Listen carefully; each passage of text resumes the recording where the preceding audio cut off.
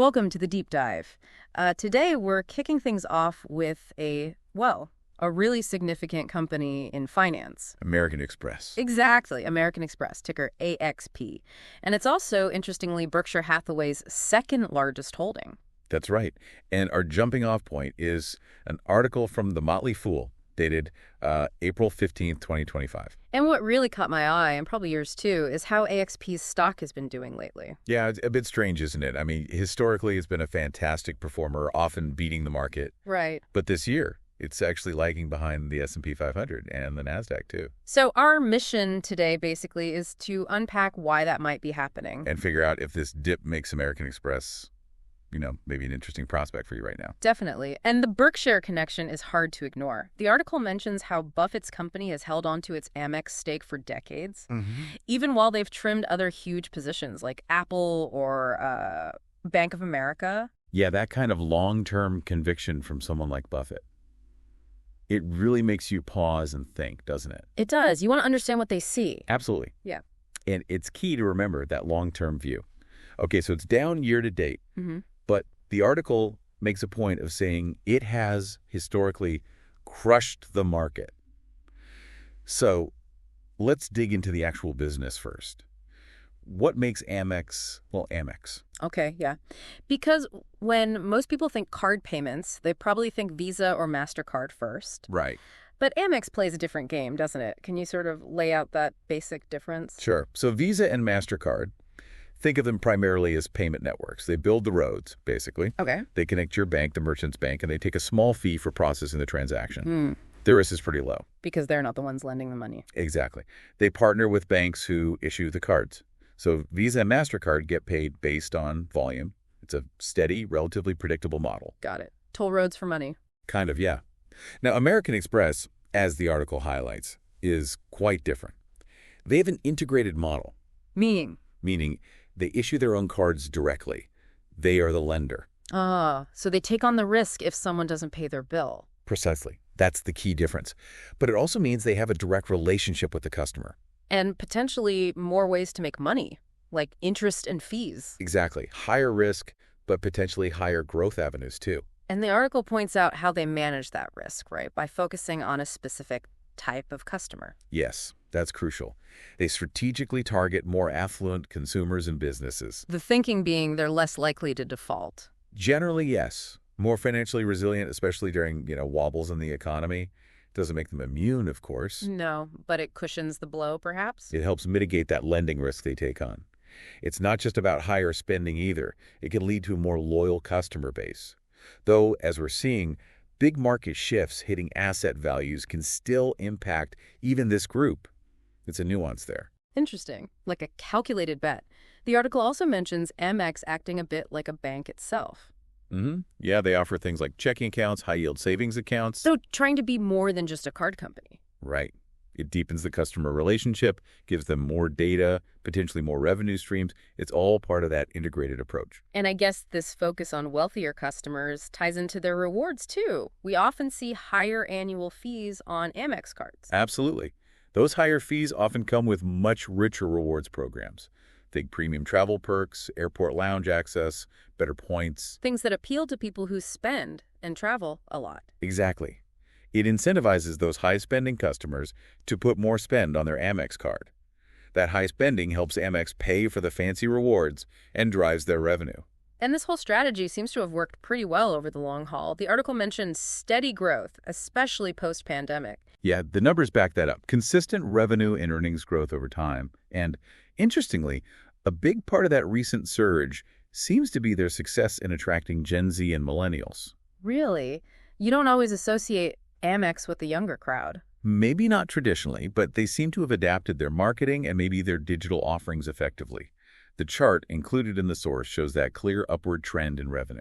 Okay, so to sum up the model, integrated, issues own cards, takes credit risk, targets affluent, high-spending customers, also acts like a bank, growing appeal with younger groups, delivers strong long-term results. That's a good summary. So then, the big question for you listening, Why the lag this year compared to the market? Right, that's what we need to tackle. And the article offers a couple of thoughts. One is, maybe counterintuitively, that very exposure to affluent customers. How so? I thought they were more resilient. They generally are to things like job losses. Mm-hmm. But they're not immune to big drops in their investment portfolios, like we've seen with stocks this year. Ah, so if their net worth takes a hit from the market, even wealthy people might pull back on spending. Potentially, yeah.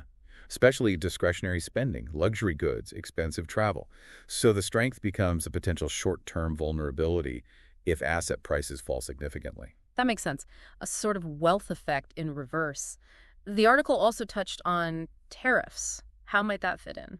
Well, tariffs can push up the cost of goods, add to inflation. That could squeeze consumers across the board, even more affluent ones, leading to less overall spending volume maybe. It's another potential headwind. Okay. And we also saw from another chart in the piece that Visa and Mastercard have actually done better than Amex year to date. Correct. And that really highlights how those different business models react differently to the current climate. Visa and Mastercard's volume-based, lower-risk model might just be steadier when there's uncertainty about high-end spending. That could be part of it, yes.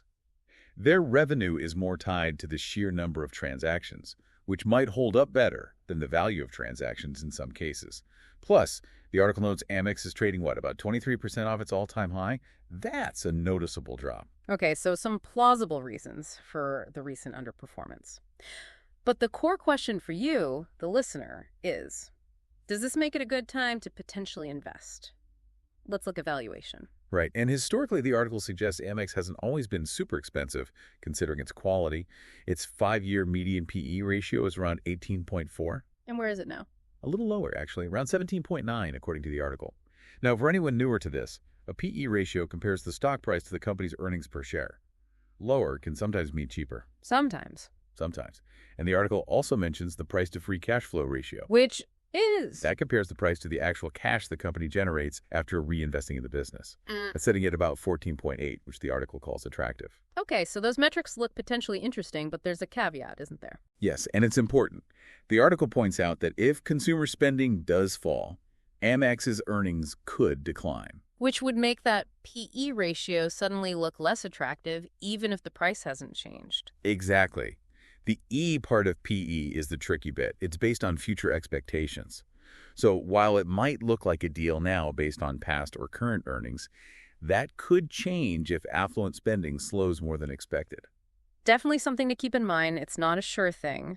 But then the article brings up something really powerful for long-term holders. Yeah. Share buybacks. Yes, the buybacks. This is super relevant, especially with the Berkshire example. Right, how Berkshire's stake grew without them buying more shares. Exactly. Berkshire's ownership in Amex went from around 10% to over 21% over the years, purely because Amex was buying back its own stock. They didn't spend an extra dime buying shares in the market. Wow. We've seen the same thing with Coca-Cola, another big Berkshire holding. It's a quiet way long-term investors benefit. Okay, so walk us through how that works again. How does a company buying its own stock help someone like Berkshire or, any long-term shareholder? Well, think about it like slicing a pie. If the company buys back some slices and takes them away. There are fewer slices left. Right. Fewer shares outstanding. So if the company's total profit, the whole pie stays the same, or even grows a bit. Each remaining slice, each share, represents a bigger piece of that profit. Precisely. Your earnings per share, EPS, goes up, even if total net income doesn't skyrocket. Your ownership percentage of the company also increases passively. Which is great if you believe in the company long term, and Amex has been doing a lot of this. A lot. The article states they have reduced their share count by 30% over the last decade. 30%? That's huge. It really is. Yeah. It shows a strong commitment to returning capital that way. And they can afford to do it because, going back to their model, they generate strong profits and steady cash flow. Makes sense. High margins, affluent customers. It fuels the buyback engine. Mm. And buybacks aren't the only way they return capital, right? The article mentioned dividends, too. Correct. They also pay a dividend. And actually, they just announced a pretty hefty increase back in March, 17%. 17% increase, wow. Yeah, brings the quarterly payout to $0.82 a share, which, based on the price around the article's date, gives a dividend yield of about 1.3%. Okay, 1.3%. Not massive, maybe not enough to attract pure income investors on its own. Probably not on its own, though. But a nice kicker, and that big increase signals confidence, I guess. It does.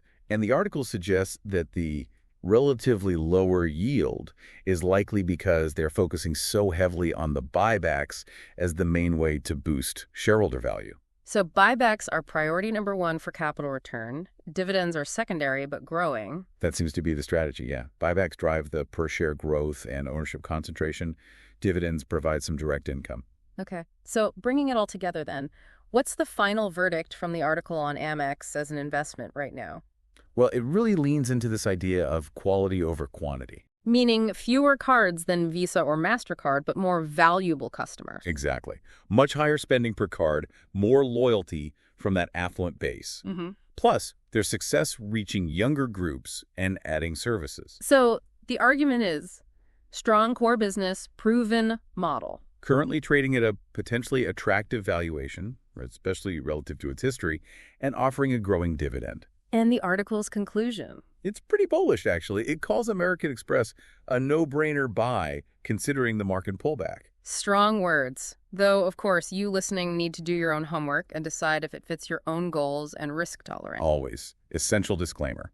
So let's just quickly recap the main points from this deep dive for everyone. We looked at American Express's unique business model, issuing its own cards, focusing on affluent customers, that integrated approach. Right. Then we explored why it might be underperforming recently, that potential sensitivity to asset value declines among its customer base, maybe some broader economic factors. Which, paradoxically, might create this value opportunity the article highlights, based on its current valuation metrics like PE and price-to-free cash flow. And we spent some time on the power of share buybacks, how they've boosted Berkshire's stake and benefit long-term holders by increasing EPS and ownership share. And finally, the dividends growing. Even if the yield isn't huge, it's another part of the capital return picture. So perhaps a final thought for you to chew on. As you think about American Express, consider the broader implications.